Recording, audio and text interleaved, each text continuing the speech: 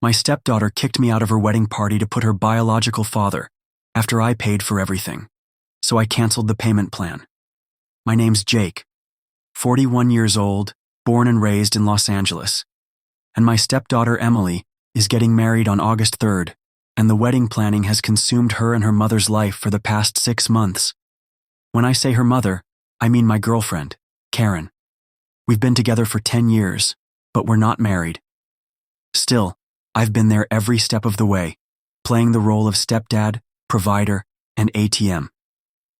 I paid for her entire college education, $40,000 for a state school. I bought her a car when she finished high school, and she's been living with us rent-free ever since. And what do I get from my troubles? The occasional visit from her deadbeat dad, Mike, who never contributed a dime, but still gets all the praise and love. So when the wedding planning started, I gave them a list of 20 people. It wasn't much, just a few close friends who've been there for me. They said, sure, no problem. Fast forward to Saturday, I run into one of my friends on the golf course. I ask him, "You coming to the wedding?" He looks at me like I've grown a second head. "I didn't get an invite," he says, "just an announcement." Sure enough, I see the announcement. It has Karen's name and her dad Mike's name, not mine. I was furious.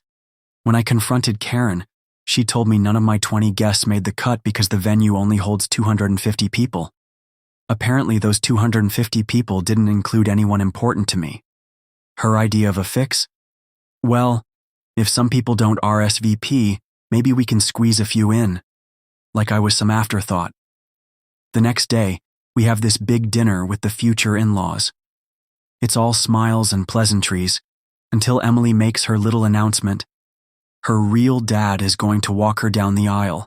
I felt a wave of anger and humiliation wash over me like I had just been punched in the gut.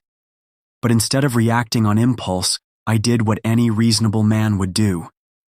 I made a toast. I stood up, raised my glass, and said, "I'd like to make a toast."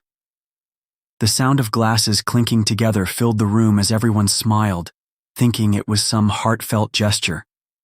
I continued, "It's been my great pleasure to be part of this family for the past 10 years. Everyone's grinning, like I'm about to say something sweet. Then I dropped the hammer. Thanks to you all, I've realized something. I thought I was a respected member of this family, but instead, I've been nothing more than an ATM. At this point, the room went dead silent. So since your real dad will be giving you away, I think it's only fair that your real dad pays for this wedding too.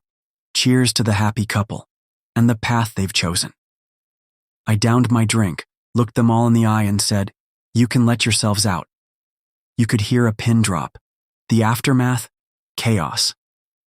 Karen blew up, calling me selfish, and I spent the night in my office. No one came to check on me, not even once.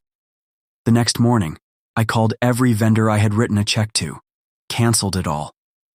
I wasn't about to pay $50,000 for a wedding that I wasn't even invited to in spirit. Sure, I lost about $2,500 in non-refundable deposits, but it was worth every penny. As for Karen, she showed me the wedding planner, trying to guilt me about how much work I was ruining. I flipped through it and found the father-daughter dance section, all songs catered to her real dad's taste. It hit me then. They never cared about my involvement. Even the menu had ingredients I was allergic to. I couldn't help but laugh. By the end of the day, I told her and the bride to pack up their things. It was time for them to move out. I changed the locks and cracked open a cold beer. Let's just say, cheers to new beginnings.